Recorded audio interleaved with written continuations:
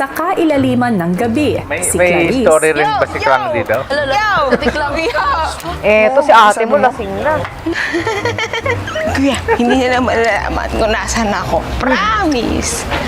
Nagtatago ako dito sa labahan. Eto na, kumain mo si Trina, pumunta ka dito. Yung setting nito kuya, nasa pool. Ang title nito, Finding Clarice. Starring Clarice de Guzman. Pumaparay ko yung lapel ko! Maligo ako! nilapitan na si Clarice. Huwag yung pagilan. Pagilan ka. Okay lang. Ano sila yung lapel? Water lapel. Water ko lang. Wait. Ilang sandali pa, ang girls. What you see? That clip. Maya-maya pa ang housemates nagpakwento na kay Clarice. Ayan na. Ma, seatbelt muna, mag-roller coaster tayo ngayon, ma. Paano kayo nag-meet ni Ate Paano Trina? ka namin nag-meet? Yes. Wait lang, tubig muna. Hindi, I love you. Water yan? Ilang sandali pa, Kamuti, puro sila laki. This is the what? Feeling ko naman sinisihip niya lang ako. Kasi nagluluto ako. Hindi! Actually speaking, love ka naming lahat. Yes! Dahil sa'yo, naging totoo simula nung OA. Wala nang tinatakutan ng mga housemates. Na iniisip niya lang na safe siya kasi siya yung nagluluto, siya yung nagpapakain sa amin.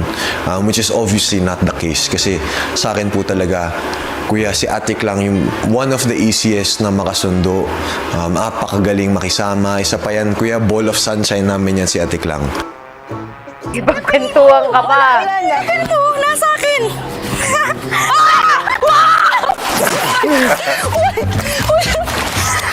Violation.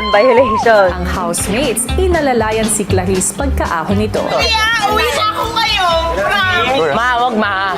Ate. Ma, nag-have-fun ka lang. Sige na. Hindi, uwi na ako ngayon. Ma, ano? Gusto ko umuwi. Gusto ko pakita yung mama ko. Uwi na kayo dito. Hindi, ma. Mas okay kami pag nandito ka, ma. Gets namin natin. Lipat dito. Ang sinabi ni Kuya kanina, Pero ngayon kailangan ko magluto para kayo. Kasi wala kayong kakain. Sabi ko sa inyo.